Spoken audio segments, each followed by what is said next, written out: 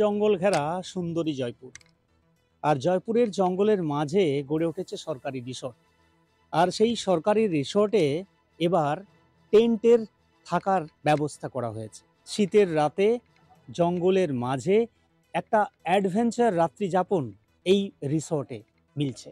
শীতের রাতে একদিকে শীত উপভোগ করা আর অন্যদিকে টেন্টে থাকা, আর সাথে যদি থাকে দেশি চিকেনের রগরগি ঝোল আর শাল চিকেন, তাহলে তো জমে যাবে একেবারে আসর। বাঁকুড়ার জয়পুরের সরকারি এই রিসর্টে টেন্টে থেকে একটা আলাদা মায়াবী রাতকে উপভোগ করার সুযোগ এনে দিয়েছে এই রিসর্ট।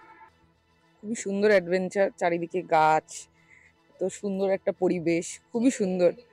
মানে অনেক রাত, মানে সুন্দরভাবে থাকা যায়, নিরিবিলি। নিরিবিলি, নিজেদের মতন মজা করা যায় বলা যায়।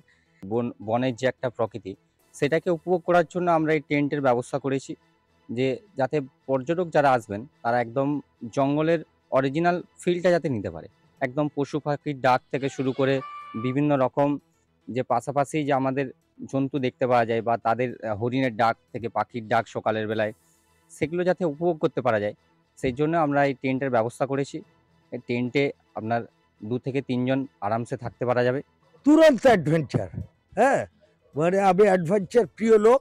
আমার খুব ভালো লেগেছে। আমার স্ত্রীকে নিয়ে একটা রাত কাটালাম এই শাল পিয়ালের জঙ্গলের মাঝখানে। হ্যাঁ, এবং এদের ব্যবস্থাপনার কোনো তুলনা হয় না, এবং এদের সার্ভিসের কোনো তুলনা হয় না, এবং সুযোগ পেলে সময় পেলে আবার আসবো। তাহলে আর দেরি কেন?